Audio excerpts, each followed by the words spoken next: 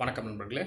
UPSC civil services mains examination general studies paper 3 இதில் வரக்கூடிய ஒரு முக்கியமான டாப்பிக்கை தான் நம்ம இந்த வீடியோவில் டிஸ்கஸ் பண்ண போகிறோம். டாபிக் என்னென்னா linkages of organised crime with terrorism. Mains examination இதை பற்றி நான் ஏற்கனவே நிறைய முறை சொல்லியிருக்கேன். பல விஷயத்தை தேவையில்லாமல் மனப்பாடம் பண்ணக்கூடாது, நாலேஜை கெயின் பண்ணணும். ஒரு டாபிக் இருக்குது அப்படின்னா அந்த டாபிக் சம்மந்தமாக எந்தெந்த டைமென்ஷன்ஸ்லாம் நம்ம படிக்கணும், என்னென்ன பாயிண்ட்ஸ் எல்லாம் நம்ம மனசில் வச்சுக்கணும், அதை மெயினாக பார்க்கணும். அதே போல் மெயின்ஸ் எக்ஸாமினேஷனுக்கு ரெகுலராக எழுதி பார்க்கணும். நம்ம அப்டெயின் பண்ண நாலேஜை நம்மளால் ரீப்ரொடியூஸ் பண்ண முடியுதா, கேள்விக்கு ஏற்ற மாதிரி நம்மளால் பாயிண்ட்ஸை இறக்க முடியுதா அப்படின்றத பார்க்கணும். ஸோ இதை தான் மெயின்ஸ் எக்ஸாமினேஷனுக்கு ரெடி ஆகிற ஸ்டூடெண்ட்ஸ் மெயினாக பண்ணணும். ஸோ இந்த நேரத்தில் தேவையில்லாத பல விஷயங்களை மனப்பாடம் பண்ணாதீங்க, எந்த விதமான யூஸும் இருக்காது. சரி, இப்போது டெரரிசம்க்கும் ஆர்கனைஸ்டு கிரைம் இதுக்கும் உள்ள லிங்கேஜஸ் என்ன, இதான் நம்ம லேர்ன் பண்ணோம் ஜிஎஸ் பேப்பர் 3 கீழே. ஆர்கனைஸ்டு கிரைம் அப்படின்னு சொல்கிறது ஒரு குற்ற செயல். அந்த குற்ற செயல் எப்படி பண்ணுவாங்கன்னா ஆர்கனைஸ்டாக பண்ணுவாங்க. ஒரு ஸ்ட்ரக்சர்டு குரூப்ஸ் இருக்கும், அதுக்குள்ளே நிறைய மெம்பர்ஸ் இருப்பாங்க. அவங்க ஒரு க்ரைமை ஆர்கனைஸ்டாக பண்ணுவாங்க. ஸோ ஒரு சிஸ்டம் அதை அவங்க நிகழ்த்திட்டு வருவாங்க. ஆர்கனைஸ்டு கிரைமுக்கு நம்ம நிறைய எக்ஸாம்பிள் சொல்லலாம். ட்ரக்ஸ் ஸ்மக்லிங் சொல்லலாம், மணி லாண்ட்ரிங் சொல்லலாம், அதே போல் ஹியூமன் ட்ராஃபிக்கிங் சொல்லலாம். ஸோ இதெல்லாம் எக்ஸாம்பிள்ஸ் ஆஃப் ஆர்கனைஸ்டு கிரைம். இன்னொரு பக்கம் டெரரிசம், இதை பயங்கரவாதம் அப்படின்னு சொல்லுவாங்க. டெரரிசம் வேறு, எக்ஸ்ட்ரீமிசம் வேறு. எக்ஸ்ட்ரீமிசம்ங்கிறது தீவிரவாதம் அப்படின்னு சொல்லுவாங்க. ஆனால் ஸ்பெசிஃபிக்காக டெரரிசம் அப்படின்னு சொல்கிறது ஸ்பெசிஃபிக்காக ஃபோர்ஸை யூஸ் பண்ணுறது, வைலன்ஸை யூஸ் பண்ணுறது, அதுதான். ஸோ இதுக்கு நம்ம என்ன டிஃபைன் பண்ணலாம்னா illegal or unlawful use of force or violence against the state or against the people in a state. அதாவது சட்டத்துக்கு விரோதமாக வன்முறை, அதாவது வயலன்ஸ், ஃபோர்ஸ், இதை யூஸ் பண்ணுறதா நம்ம பயங்கரவாதம் அப்படின்னு நம்ம சொல்கிறோம். சரியா? இப்போது ஜிஎஸ் பேப்பர் 3 நம்ம இந்தியா ஸ்பெசிஃபிக்காக தான் நம்ம லேர்ன் பண்ணணும்.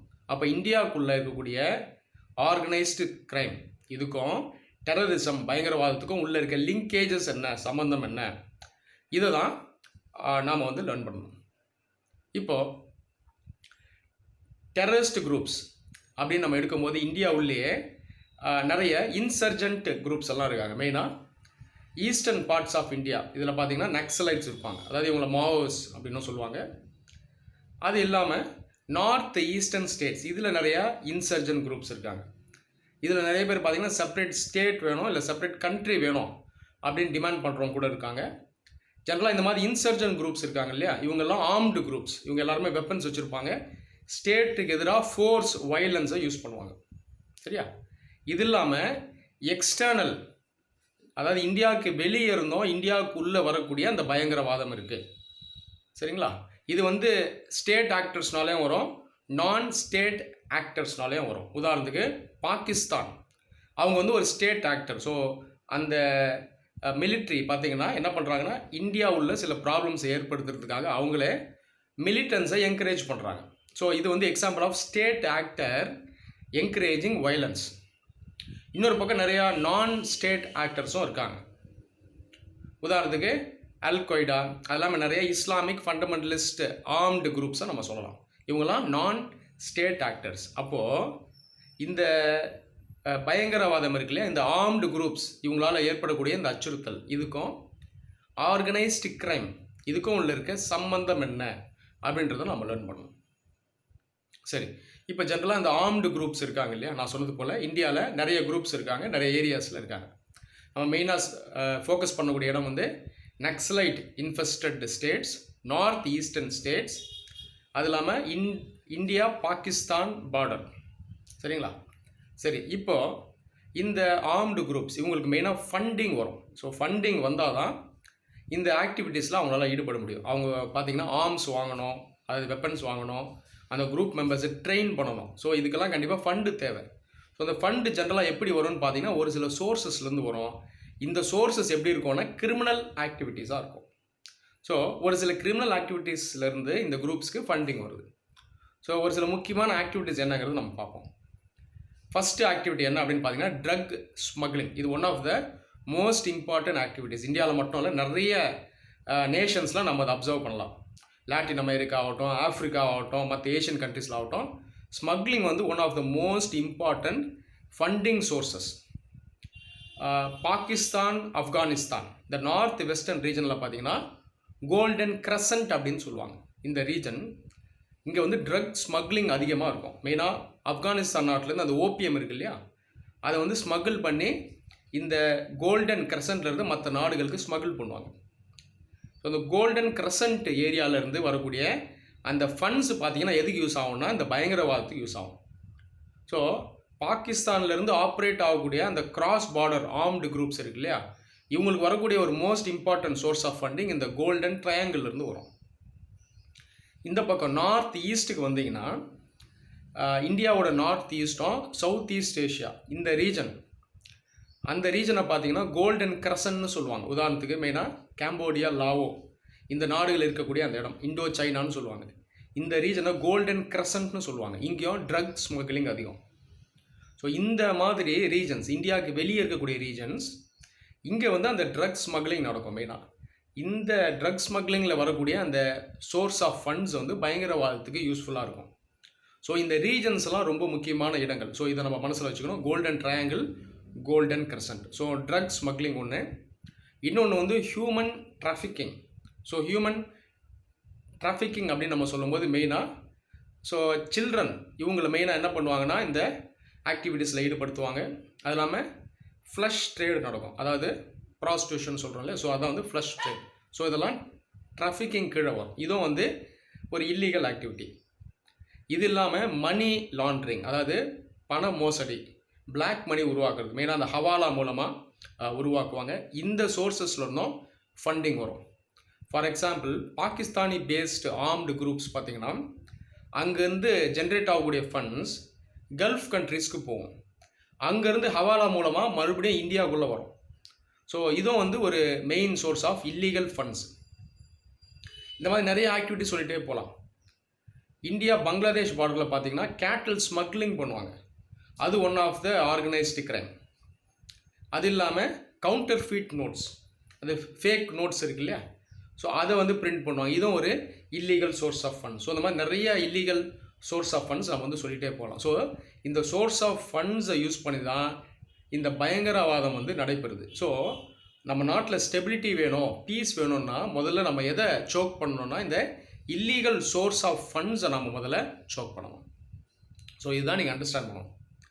இன்னொரு முக்கியமான விஷயம் நீங்கள் என்ன கவனிக்கணும்னா இந்த ஆர்ம்டு குரூப்ஸ் இருக்காங்க இல்லையா, ஸோ இந்த பயங்கரவாதத்தை ஏற்படுத்தக்கூடிய இந்த குரூப்ஸ் இவங்களுக்குள்ள நெக்ஸஸ் இருக்கும். உதாரணத்துக்கு Pakistan based Islamic fundamentalist groups இவங்களுக்கும் நார்த் ஈஸ்டில் இருக்கக்கூடிய இந்த ஆர்ம்டு குரூப்ஸ் இவங்களுக்கும் பார்த்தீங்கன்னா நெக்ஸஸ் இருக்குது. இதை யார் வந்து அவங்களோட அட்வான்டேஜ் யூஸ் பண்ணுறாங்கன்னா சைனா யூஸ் பண்ணுறாங்க. ஸோ மற்ற நாடுகளும் இந்த விஷயத்துக்குள்ளே வராங்க. ஸோ இது பார்த்திங்கன்னா ரொம்ப ஒரு காம்ப்ளெக்ஸ் இஷ்யூ. அது இல்லாமல் ரீசெண்ட் ரிப்போர்ட்ஸ், இன்டெலிஜென்ஸ் ரிப்போர்ட்ஸ் என்ன சொல்லுதுன்னா பாகிஸ்தான் பேஸ்டு குரூப்ஸ்க்கும் நக்சலைட்ஸ்க்கும் நார்த் ஈஸ்ட் குரூப்ஸ் இவங்க 3 பேருக்குமே நெக்ஸஸ் இருக்குது. இது ரொம்ப ஆபத்தானது அப்படின்னு சொல்கிறாங்க. ஸோ இந்த இஷ்யூ பார்த்திங்கன்னா ரொம்ப காம்ப்ளெக்ஸ் இஷ்யூ. ஒரு பக்கம் இந்த நெக்ஸஸை நம்ம